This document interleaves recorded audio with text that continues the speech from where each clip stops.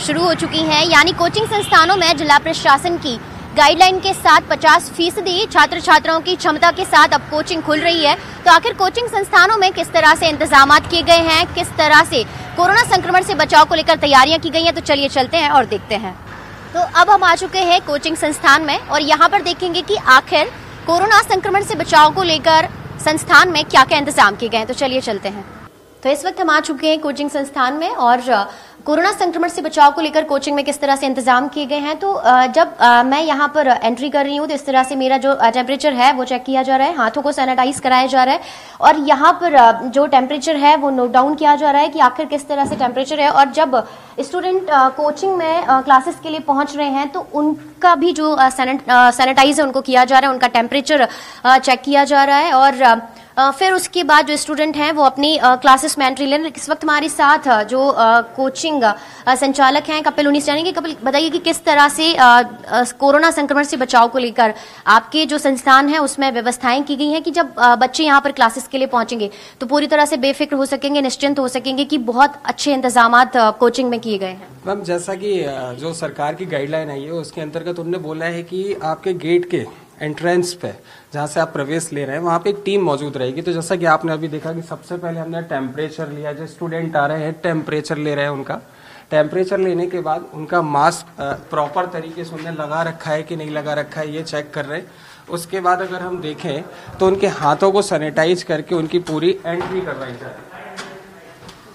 ठीक है, एंट्री करवाने के बाद सबसे पहले मास्क, सैनिटाइज और थर्मल स्कैनर से टेम्परेचर चेक करने के बाद हम लोग उनको एंट्री दे रहे हैं। अगर किसी बच्चे का टेम्परेचर ज़्यादा आता है तो हम लोगों की तरफ से हिदायत दी जा रही है कि आप घर जाएं या फिर ऑनलाइन क्लासेस के द्वारा आप क्या करें,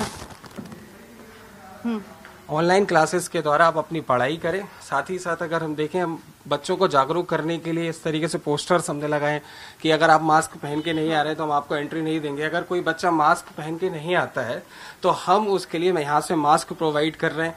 और पेमेंट में भी क्या होता है कि संक्रमण का खतरा है कैश पेमेंट लेने में, इसलिए हम लोगों ने यहाँ पर कैशलेस पेमेंट की भी व्यवस्था कर रखी है कि आप यहाँ पर आएँ, कैशलेस पेमेंट करें ताकि संक्रमण ना हो। यहाँ पर कोई बच्चा अगर इंक्वायरी के लिए आता है तो इंक्वायरी के लिए भी हमने सोशल डिस्टेंसिंग का पालन करने का ध्यान रखा है। हमने प्रॉपर तरीके से यहाँ पर सिटिंग अरेंजमेंट किया है जिस पे लिखा हुआ है कि आप यहाँ ना बैठें, एक चेयर छोड़ के उनको बिठाने की हमने व्यवस्था करी है। आइए आपको क्लास दिखाते हैं। इस क्लास में भी हमने बच्चों के बैठने की व्यवस्था करी है, जहाँ पर आप देख सकते हैं कि प्रॉपर तरीके से हमने अरेंजमेंट किया है सोशल डिस्टेंसिंग बनाए रखने का। यहाँ पे देखिए हमने सभी जगह पोस्टर्स लगाए ताकि बच्चे जो हैं वो पास ना बैठें और सोशल डिस्टेंसिंग का पालन किया जा सके। गवर्नमेंट की गाइडलाइन ये भी थी कि वेंटिलेशन किया जाए, तो हमने वेंटिलेशन किया है। जो बच्चे आ रहे हैं क्लासेस पढ़ने के लिए, अभी काफ़ी भीड़ नहीं आ रही है, लेकिन जैसे अगर भीड़ बढ़ती भी है तो हम 3 दिन ही हफ्ते में एक बच्चे को पढ़ाएंगे, अल्टरनेट डेज पे हम उनकी क्लासेस लेंगे। मानो सुरक्षा के पूरे इंतजाम किए गए हैं और किस तरह से जो बच्चे अगर कोचिंग संस्थान में पहुंचते हैं तो उनको सोशल डिस्टेंसिंग के संग बैठाने की तैयारी की गई है। मास्क, सैनिटाइजर और जो टेम्परेचर है उसकी भी व्यवस्था की गई है और संग जो सीसीटीवी कैमरे से भी निगरानी करने के लिए कहा गया है कि आखिर किस तरह से क्लासेस चल रही हैं और पूरी तरह से मॉनिटरिंग की जाए। तो मॉनिटरिंग किस तरह से की जा रही है कोचिंग इंस्टीट्यूट में, उसको लेकर भी जो यहाँ पर जो टीवी स्क्रीन है इस पर तमाम जो सीसीटीवी कैमरे हैं उससे क्लासेस को लेकर भी निगरानी रखी। किस तरह से यहाँ पर देखा जा रहा है कि सोशल डिस्टेंसिंग को मेंटेन किया गया है, सैनिटाइजर का इस्तेमाल किया जा रहा है, थर्मल स्क्रीनिंग की जा रही है। तो ये सब सुबह से लेकर शाम तक किस तरह से इसको सीसीटीवी कैमरे से। मैम, गवर्नमेंट की गाइडलाइन है कि कैमरे लगे हुए होने चाहिए और डेली रिकॉर्डिंग भी भेजने की डिमांड गवर्नमेंट की तरफ से आएगी। तो हम कोशिश ये कर रहे हैं कि जैसे क्लासेस है पूरी, तो इसको पूरी निगरानी के तरीके से रखें। कोई भी बच्चा जो है वो किसी भी, ये क्लासेस यहाँ पे चल रही है, आप देखिए कि सोशल डिस्टेंसिंग के साथ क्लास चल रही है, बच्चे अपनी पढ़ाई कर रहे हैं। तो हर तरीके से जो गवर्नमेंट की गाइडलाइन है उसको हम पूरा करने का प्रयास कर रहे हैं। हाँ, एंट्रेंस पे भी ये देखिए आप, एंट्रेंस कि कोई बिना मास्क के ना आए और बिना उसका टेम्परेचर नाप के अगर हम नहीं लेंगे तो दिक्कत हो जाएगी, इसलिए हम सबका टेम्परेचर भी माप रहे हैं। जी, तो बिल्कुल बिल्कुल सीसीटीवी कैमरे से निगरानी की जा रही है और हर एक कमरे में सीसीटीवी कैमरे लगाए गए, एंट्रेंस पॉइंट पर भी लगाए गए हैं कि अगर जो बच्चे हैं वो सोशल डिस्टेंसिंग को फॉलो कर रहे हैं या नहीं कर रहे हैं, मास्क प्रॉपर तरीके से लगाए हुए हैं या नहीं लगाए हुए हैं। तो इन सारी बातों का कोचिंग संस्थानों में ध्यान रखा गया है और इसी को लेकर सारी तैयारियां भी कर ली गई हैं। एमपी नगर जो कि कोचिंग इंस्टीट्यूट का हब माना जाता है और अब हम चलते हैं दूसरी कोचिंग क्लासेस में। और तो इस वक्त हम आ चुके हैं दूसरी कोचिंग संस्थान में और स्टूडेंट्स अब 9 महीने के बाद कोचिंग में आने वाले हैं। तो किस तरह से सुरक्षा को लेकर आपकी क्लासेस में इंतजाम किए गए हैं? जी नमस्कार। हम पूरी तरह से तैयार है बच्चों को पढ़ाने के लिए और अभी बड़ी खुशी हो रही कि 9 महीने के इंतजार के बाद हमें यहाँ पे फिर से बच्चों को पढ़ाएंगे। कोविड की गाइडलाइन को पालन करते हुए यहाँ पे हमने सभी बच्चों के लिए सैनिटाइजर रखा है, जो अपना हाथ हैंड सैनिटाइज करके क्लासरूम में एंट्री करेंगे।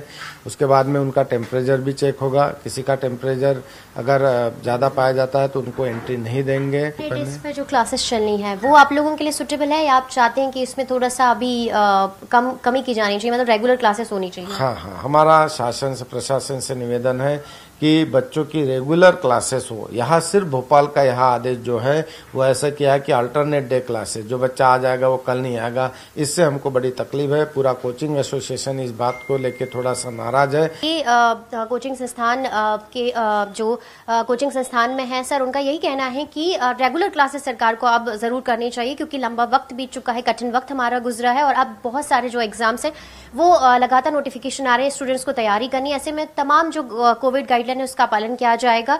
सरकार भी इस बारे में जरूर सोचे कि जो अल्टरनेट डेज की जो क्लासेस हैं उसकी जगह पर अब रेगुलर क्लासेस कराने को लेकर अनुमति दी जाए।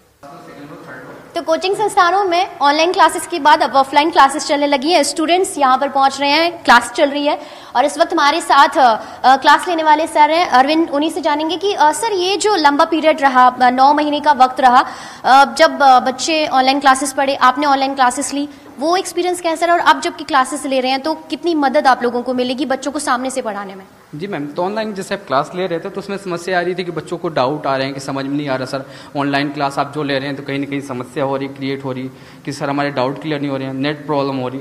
तो बच्चों के जैसा था कि अब जैसे कोचिंग खुल गई तो हम लोगों ने ऐसे अरेंजमेंट किया कि 40%, 40% आज बुलाएंगे, फिर 40% अल्टरनेट बुलाएंगे। तो हमने करना चाहिए पूरी व्यवस्था की अल्टरनेट, और जो बच्चे आएंगे तो पहले उनका टेम्परेचर करना चाहिए कि यहाँ पे चेकिंग होगा, टेम्परेचर ताप देखेंगे, फिर इसके बाद बच्चे मास्क लगा के आएंगे, सोशल डिस्टेंसिंग का पालन करेंगे। और हमारे यहाँ पे जैसे वेंटिलेशन का देखिए प्रॉपर तरीके से, यहाँ सैनिटाइजर सबकी पूरी व्यवस्था की गई। ऑफलाइन और ऑनलाइन क्लासेस का एक्सपीरियंस आप लोगों को? मैम ऑनलाइन क्लास जैसे हम लोगों ने लिया तो ऑनलाइन क्लास में ये प्रॉब्लम आई कि हमारे जो बच्चे थे सर, डाउट आ रहा, सर समझ में नहीं आ रहा, मजा नहीं आ रहा और हमें भी पढ़ाने में इतना कंफर्टेबल नहीं। जैसे अब बच्चे यहाँ पे सामने रहता है, बच्चा डाउट पूछ सकता है, बट ऑनलाइन क्लास में ऐसा नहीं होता। ऑनलाइन क्लास में भी हमें इतना कंफर्टेबल नहीं होता। अब ऑफलाइन क्लास में करना चाहिए, उसका पढ़ाने का अलग ही एटमॉस्फेयर होता है, बच्चा हमसे डाउट क्लियर कर सकता है, पूछ सकता है और उसमें मजा भी आ रहा है बच्चों को पढ़ने में। और बच्चों की डिमांड थी कि ऑनलाइन क्लास में मजा नहीं आ रहा सर, ऑफलाइन क्लास स्टार्ट करें। तो उनके ऑफलाइन क्लासेस के बाद अब जब धीरे धीरे बच्चे आना शुरू हुए हैं, जब बच्चे बहुत संख्या में आएंगे तो उसको लेकर क्या व्यवस्था है आप लोगों की तरफ? तो मैम उसके लिए करना चाहिए कि हम अल्टरनेट डे की व्यवस्था करेंगे। प्लस दूसरी बात हमने अरेंज किया कि जैसे एक चेयर छोड़ के बच्चों को बैठा रहे हैं वो है। प्लस यहाँ पे करना चाहिए टेम्परेचर, तो हमने बता दिया कि पहले थर्मल स्क्रीनिंग होगा, फिर इसके बाद बच्चे मास्क लगा के आएंगे। और संग ऑनलाइन क्लासेस? हाँ, और साथ साथ में कहना चाहिए जो ऑनलाइन क्लास है तो ऑनलाइन क्लास भी हम चलाएंगे। ऑनलाइन क्लास भी चलेगा। जो बच्चा लगता है जिनको कि हमें नहीं आना है यहाँ से, हमें घर से पढ़ना है, तो उनके लिए हाँ, जिनका टेम्परेचर ज़्यादा है या फिर जिनको लगता है कि हमें नहीं यहाँ घर से पढ़ना, तो उनके लिए भी व्यवस्था कि यहाँ पर ऑनलाइन क्लास चलेगी।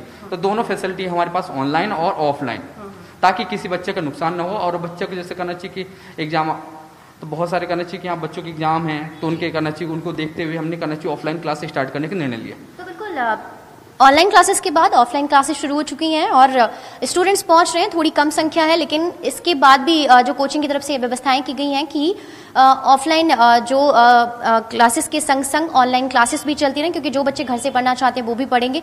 तो कोचिंग में पहुंचने वाले स्टूडेंट्स से भी बात करेंगे, लेकिन यहाँ रुकेंगे एक छोटे से ब्रेक के लिए।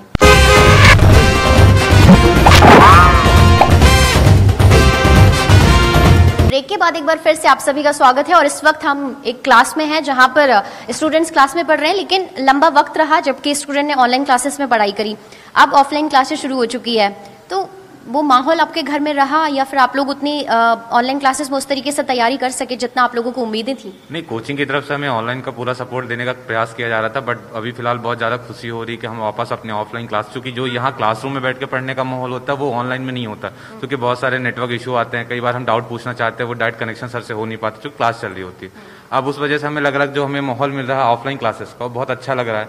वापस अपनी पुरानी क्लास पे अपने फ्यूचर को लेकर जो सपोर्ट दिया रहा है बहुत अच्छा लग रहा है फिलहाल कोचिंग क्लास। मतलब माहौल वो जो मिल नहीं पाता है। आप लोगों ने घर से तैयारियां की, क्लासेस तो प्रॉपर चली, ऑनलाइन क्लासेस हर कोचिंग की तरफ से, लेकिन आप लोग क्या चाहते थे जो कि अब ऑफलाइन क्लासेस में मिलेगा, और ऑनलाइन क्लासेस में वो माहौल कहाँ कमी रह जाती है? As compared to offline classes, online classes, offline classes is the best because sometimes क्या होता है हमारे इतने सारे डाउट्स होते हैं कि जो हम वाई कॉल या कॉन्टेक्ट से सर से नहीं क्लियर कर पाते हैं। तो ऑफलाइन क्लासेस में क्या होता है, ग्रुप होता है, स्टडी करते हैं, अपने डाउट्स क्लियर करते हैं, तो एक माहौल बनता है।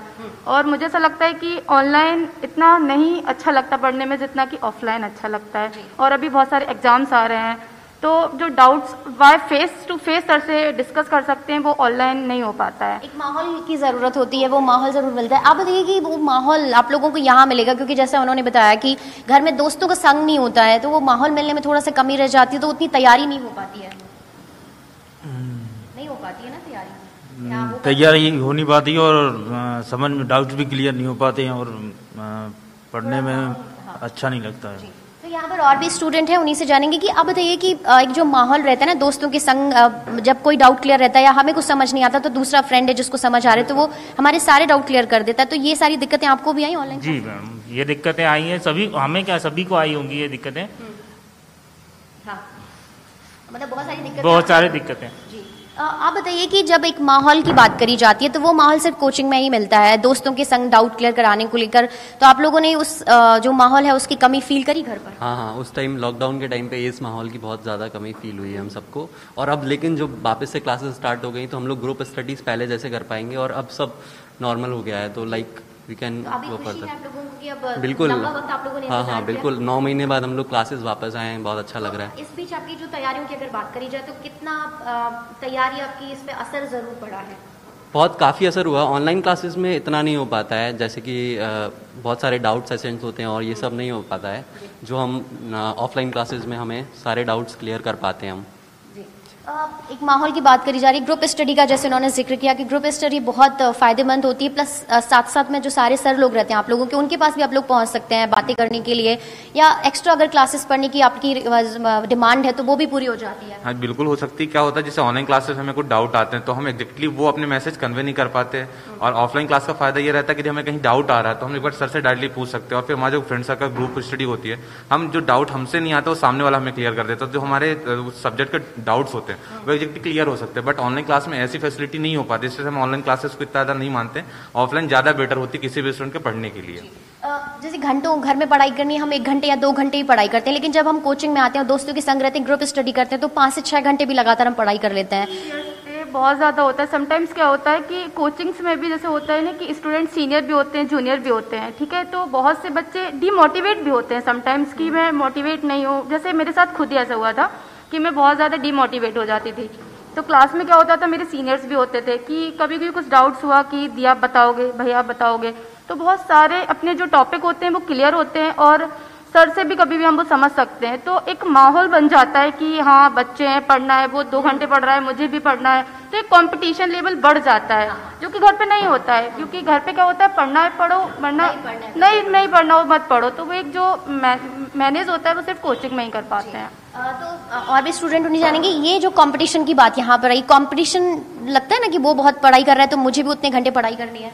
जी हाँ मैम, ऐसा तो लगता ही है क्योंकि हम लोग जब साथ में रहते हैं और साथ में रहकर पढ़ाई करते हैं तो हमें एक दूसरे के बारे में पता चलता है कि सामने वाला क्या पढ़ रहा है, क्या मार्केट में किस तरीके से स्ट्रेटजी बनाई जा रही है, किस चीज़ को कैसे पढ़ने के लिए दोस्तों के साथ।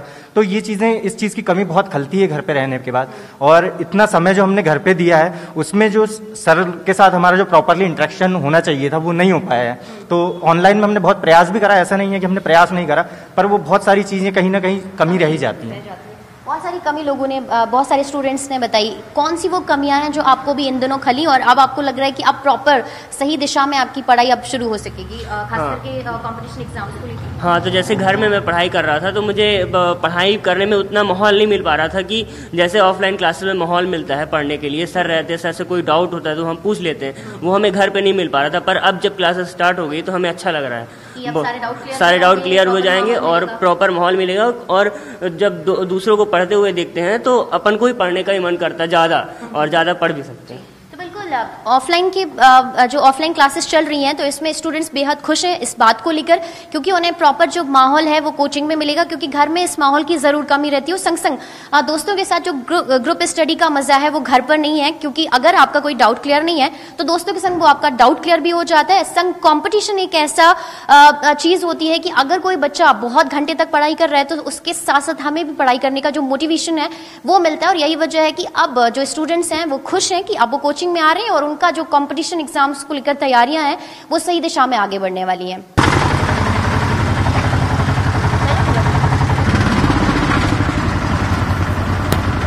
तब हम चलेंगे मंत्रालय में और बात करेंगे जिम्मेदारों से कि आखिर कोचिंग संस्थानों में कोविड गाइडलाइन के पालन कराने को लेकर किस तरह से सरकार मॉनिटरिंग करा रही है। तो चलिए चलते हैं। तो इस वक्त हम आ चुके हैं मंत्रालय में और इस वक्त हमारे साथ कैबिनेट मंत्री विश्वास सारंग है। उन्हीं से जानेंगे कि आखिर जिस तरह से कोविड गाइडलाइंस के साथ कोचिंग खोलने की अनुमति दी गई है तो क्या वो गाइडलाइन है और किस तरह से कोचिंग संस्थानों को इन तमाम गाइडलाइंस का पालन करना है। सर बहुत बहुत स्वागत है आपका हमारे इस कार्यक्रम में। सर कोविड गाइडलाइंस जारी की गई है कि आखिर किस तरह से जब कोचिंग ओपन होंगी तो वो सारी गाइडलाइंस का पालन कराया जाए, 50% क्षमता के साथ जो स्टूडेंट है वो कोचिंग में पहुंचेंगे। निश्चित रूप से देखिए कोविड का संक्रमण तो चल ही रहा है पर रोजमर्रा की जिंदगी भी हमें जीना है और यदि हमें हमारे प्रदेश के बच्चों की कंपटीशन देश के बाकी हिस्सों के बच्चों से उचित रूप में करवाना है तो कोचिंग शुरू करना हमारे सामने एक बड़ा प्रश्न था।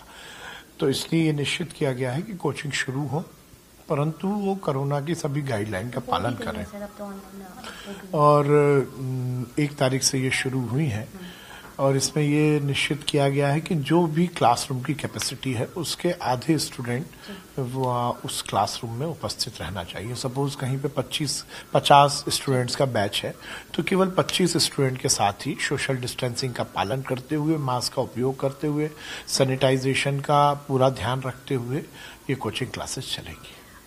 सर लंबा वक्त हुआ जबकि कोचिंग खोलने की अनुमति थी कि 1 तारीख से खुल भी गई है, लेकिन जो कोचिंग संचालक हैं उनकी एक प्रशासन से शासन से एक बात है, उन्होंने रखी रिक्वेस्ट करी है कि जो अल्टरनेट डेज पे कोचिंग खोलने की आप लोगों ने परमिशन दी है उसको रेगुलर किया जाए, क्योंकि दूसरी जगहों पर अगर जिलों की बात करी जाए तो वहां पर रेगुलर खोलने की अनुमति दी गई है।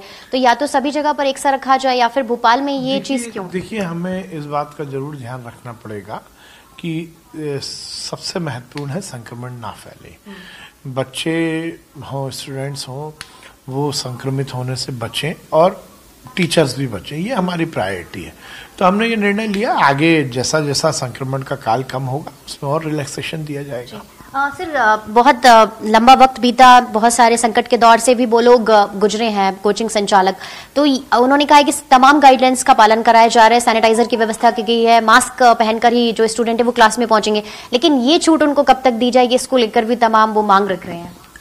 देखिए अब जैसा जैसा मैंने कहा कि जैसे संक्रमण कम होगा जो मांग आएगी उस पर यदि हमें लगता होगा तो विचार करके रिलैक्सेशन दिया जाएगा। लेकिन अगर कोई इन तमाम गाइडलाइन का पालन नहीं करता है तो इसको लेकर किस तरह से मॉनिटरिंग आप लोग? उस पर कार्रवाई होगी, औचक निरीक्षण होता है, वहाँ के जो SDM है वो जाकर उसके निरीक्षण करते हैं और वैसे मुझे लगता है कि सही मायने में समाज के हित के लिए, खुद के हित के लिए और अपने परिवार की सुरक्षा के लिए सभी को इसका पालन करना चाहिए। कराया भी जाएगा सरकार की तरफ से? बिल्कुल कराया जाएगा। तो बिल्कुल सरकार की तरफ से तमाम जो कोचिंग संस्थानों में इंतजाम है सुरक्षा को लेकर वो जरूरी किए गए हैं और जो कैबिनेट मंत्री हैं विश्वास सारंग, उनका यही कहना है कि अगर संकट कम होता है कोरोना को तो जल्द से जल्द जो अल्टरनेट डेज पर अभी कोचिंग खोलने की अनुमति दी गई उसके बाद रेगुलर जो कोचिंग क्लासेस हैं उनको किया जाएगा। तो आपने सुना कि कोचिंग संस्थानों में कोविड गाइडलाइंस को लेकर जिम्मेदारों का क्या कहना है। तो आज के लिए बस इतना ही, कल फिर आपसे मुलाकात होगी एक नए मुद्दे के साथ। मध्य प्रदेश की तमाम बड़ी खबरों के लिए आप देखते रहिए न्यूज़ 18 मध्य प्रदेश छत्तीसगढ़। नमस्कार।